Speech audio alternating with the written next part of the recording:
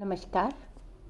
आइए आज हम द्वितीय वर्ष के पाठ्यक्रम में सम्मिलित देव कवि के काव्य का अध्ययन करते हैं, जो महर्षि दयानंद क्षमा करें जो MLSU विश्वविद्यालय के पाठ्यक्रम में सम्मिलित है। देव कवि के काव्य के अंतर्गत जीवन सार सुधा के पाठ्यक्रम को हम प्रारंभ करते हैं। इनका पहला पद है सुनो के अनंत मद पद। ऊनो के अनंत मद। परमात्मा अपने परम पद को सुना करके जिस सर्व संसार की सृष्टि के नियंता के पद पर वो परमात्मा जहाँ विराजमान है, उस पद को छोड़ते हुए और अपने अनंत मद अर्थात जो उनका अहंकार मद यानी उनका जो वैभव है, उनकी जो प्रभु की जो मद है, अनंत मद अर्थात अनंत अहंकार जो है सारे संसार को बना देने वाले, उसको भी छोड़ते हुए वे नूनों के नतीस नद, देखिए नदीस कहते हैं समुद्र को और नदियाँ है ना, तो इस संसार पे जो नदियाँ और समुद्र है वे भी वहाँ पर बरस रहे हैं और इंदिरा झूरे परी और लक्ष्मी भी स्वयं वैभव भी वहाँ पर आकर आ गया है। महिमा मुनिसन की, मुनियों की महिमा और संपत्ति दिगीसन की, दिगीस यानी जो दिग्गज जो दसों दिशाएं हैं उनके जो स्वामी हैं, उनकी स्वामियों की जितनी संपत्ति है वो सारी संपत्ति और ईसन की सिद्धि और स्वयं ईश्वर की भी सिद्धि आज ब्रज की गलियों में बिखर रही है, बिथुरे पड़ी है ना, आज ब्रज की गलियों में बिखर रही है। क्यों बिखर रही है, इसका कारण बताते हैं कवि। भादों की अंधेरी अधराती मथुरा के पथ। क्यों? क्योंकि भाद्रपद की अंधकारमयी आधी रात को मथुरा के रास्ते से पाए के संयोग देव देव की झूरे पड़ी। आज ऐसा संयोग बन पड़ा है, देव कवि कह रहे हैं कि आज ऐसा संयोग बन पड़ा है कि देवकी के द्वारा, देवकी के उधर से, देवकी के कोख से आज स्वयं देव जन्म ले रहे हैं। इसलिए ये सब की सब चीज़ें जो है ब्रज की गलियों में आ गई है, मथुरा के रास्ते से है ना, मथुरा के पथ, मथुरा के रास्ते से ये वहाँ पर आ गई है, इस धरती पर आ गई है ब्रज की गलियों में। पारावार पूर्ण अपार ब्रह्म राशि, पर ब्रह्म राशि जो स्वयं पारावार है, यानी जिनकी जो अनंत है, जिनको सीमा में नहीं बांधा जा सकता, जो पूर्ण है, जो अपार है, वे परब्रह्म राशि कहाँ गए? यशोदा के कोरे एक बालक करे परे, जो है यशोदा के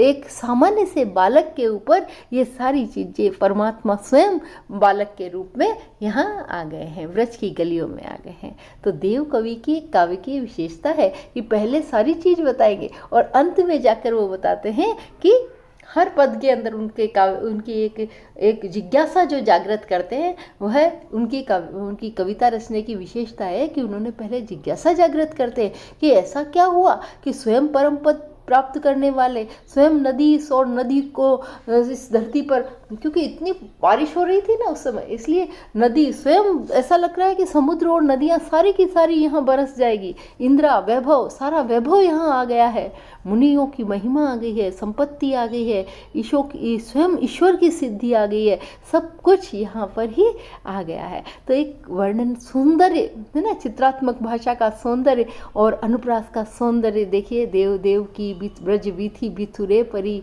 है ना, तो हर पद के अंदर इन्होंने सुंदर वर्णन किया है कृष्ण जन्म का, जो मथुरा के द्वारा मथुरा के अंदर जन्म हुआ है बालक का, यशोदा के कोरे एक बालक परे करे परी। तो इस प्रकार से सुंदर वर्णन कवि ने यहाँ किया है। देव कवि की भाषा बहुत ही अनुपम भाषा है, ब्रज भाषा पर उनकी सिद्ध हस्त है।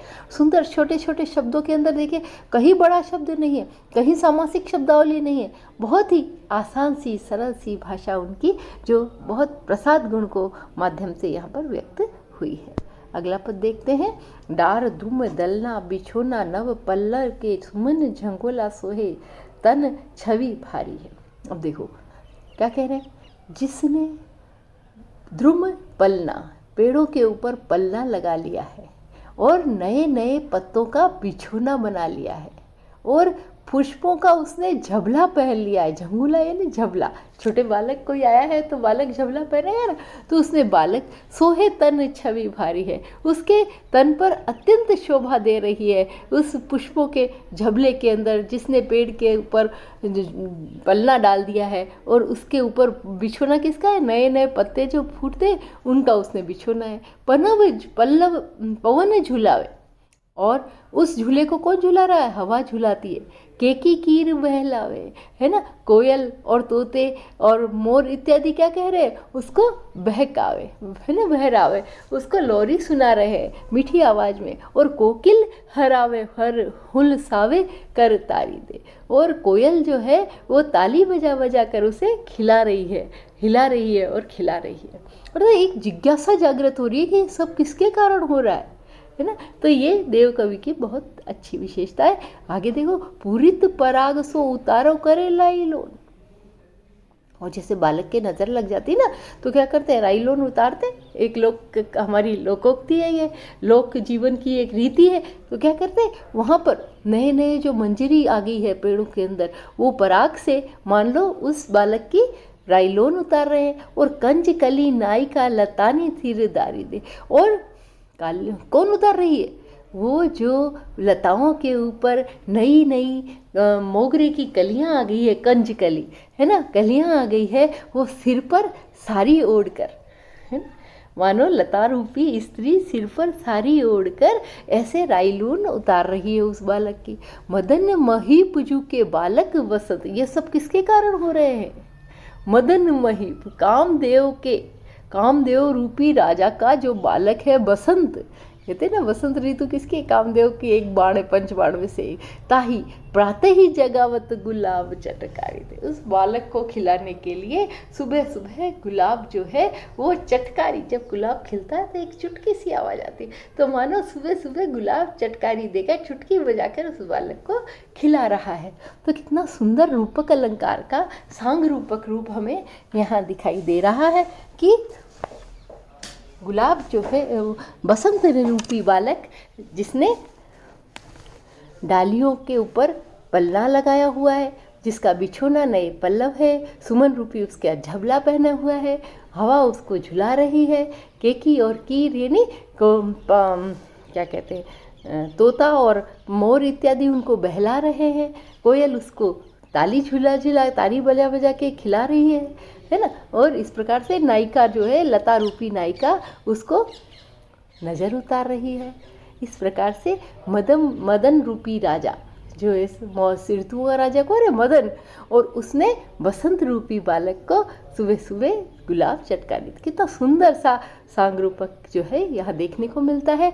साथ ही देखो मानवीकरण अलंकार है, रूपक अलंकार है कंज कली रूपी नायिका, जो लता है वो सिर पे साड़ी ओढ़कर, तो और पूरा का पूरा राजा मदन और बालक बसंत, ये सब मानवीकरण के उदाहरण हैं। इस प्रकार से सुंदर सा वर्णन इस पद का कवि ने किया है। अगला पद देखें, ना मैं कथा में न कंथा में, न धीरथ न पंथा में, ना तो मैं कथा में हूँ, ना मैं किसी प्रकार की कथा के अंतर्गत कोई अंतर कथा हो उसमें हूँ, ना मैं तीर्थ में हूँ, ना मैं किसी पंथ में हूँ, ना मैं पोथी में हूँ, ना मैं किसी रास्ते में हूँ, ना मैं किसी के साथ रहने से वहाँ पर मैं मिल जाऊँ, ऐसा मैं हूँ, ना मैं जटाओं में हूँ, ना मैं मुंडन करा लेने में हूँ, ना मैं त्रिपुंड बना लेने में हूँ। कोई त्रिपुंड बना लेता है तो क्या भगवान मिल जाएगा, नहीं, ना जटा बांधने से ना ही मुंडन करा देने से मैं मिल सकता हूँ। मैं नदी कूप कुंडन अनहत दान रीति, ना मैं नदियों में मिलूँगा, ना कुओं में, ना कुंड में नहाने से मिलूँगा, और ना ही किसी भी प्रकार से दिखावा करके दान करने की रीति में मैं प्राप्त हो सकता हूँ। ना पीठ मठ मंडल, ना मैं पीठ में हूँ, ना मठ में हूँ, ना मंडल में हूँ, और ना ही बड़े बड़े कान में कुंडल पहन के कमंडल हाथ लेने में हूँ, ना माला दंड में हूँ, ना देव देहरी की भीति में, ना ही मैं किसी भी प्रकार के रहस्य के अंदर रहस्य बनाकर उसको व्यक्त कर देने के अंदर हूँ। आपो ही में आप, अरे मैं तो तुम सब में ही हूँ, आप ही में, अपने आप में ही मैं हूँ, जो अपार पारावार ब्रह्म पूरी रहो, है ना, प्रभु पूरी रहो। मैं इस सारे संसार में जो हूँ वो तुम्हारे अंदर स्वयं ही पूरी तरह से समाया हुआ हूँ। पाइए प्रकट परमेश्वर प्रतीति में। यदि आपको परमात्मा को प्राप्त करना है तो केवल अपने आप पर विश्वास करो और परमेश्वर पर विश्वास करो, तो उस पर, उसी में मैं आपको मिल जाऊँगा। यानी देखिए पूरे जिज्ञासा कितनी है ना, और कितनी वर्णनात्मक शैली है। मैं किसी भी प्रकार के बनावटीपन में, किसी भी प्रकार के आडंबर में, किसी भी प्रकार के दिखावे में, मैं का मतलब है परमात्मा स्वयं कह रहा है कि मैं इस प्रकार से कहीं नहीं मिलने वाला हूँ, मैं तो आपके अंदर ही स्वयं समाया हुआ हूँ। यदि मुझे देखना है तो विश्वास करो अपने आप पर और मुझे प्राप्त कर लो, है ना। तो बहुत ही सुंदर शब्द, एक एक शब्द वर्णनात्मक शब्द, अनेक चीज़ें बताते हुए बहुत सीधा सा उत्तर है, अरे मैं तो तुम्ही में हूँ। तो संसार का जो वास्तविक सत्य है, शाश्वत सत्य है, उसको यहाँ उजागर किया है कवि ने। अगला देखते हैं हम। जब ते कुंवर कान रावरी कला निधान। ये देखो गोपियों का गीत है, बहुत ही सुंदर वर्णन किया है। जब से वो कुंवर कान जो कलाओं के निधान है, कान परी वाके कछु सुजस कहानी, किसी ने मुझे आकर उसकी कहानी सुनाई, उसके सुयश की कहानी मुझे सुनाई। तभी ते देव देखी, देव कवि कहते हैं कि उसी दिन से वो गोपी जो है वो कैसी दिखाई देने लगी, देवता सी। कभी वो देवता के समान पत्थर की मूर्ति बन जाती है, कभी हंसती सी हंसने लगती है, कभी खींचने लगती है, कभी रीझने लगती है, रूसने लगती है, और कभी क्रोधित हो जाती है। छोई सी छली सी, ऐसा लगता है कभी बहुत छोटी है, कभी उसको छल लिया है, किसी ने छोरी लीनी सी, मानो उसका सब कुछ छीन लिया हो। छकी सी, किसी ने मान लो छकी ने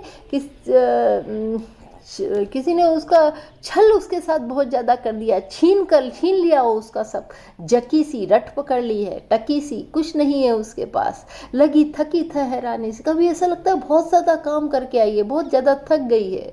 बीधी सी, किसी ने उसको बांध लिया है, किसी ने बंधी सी बांध लिया है। विष बूढ़ी सी, किसी ने जहर में डुबो दिया, ऐसी कड़वी बोलने लगी। विमोहित सी, कभी मोहित हो गई है।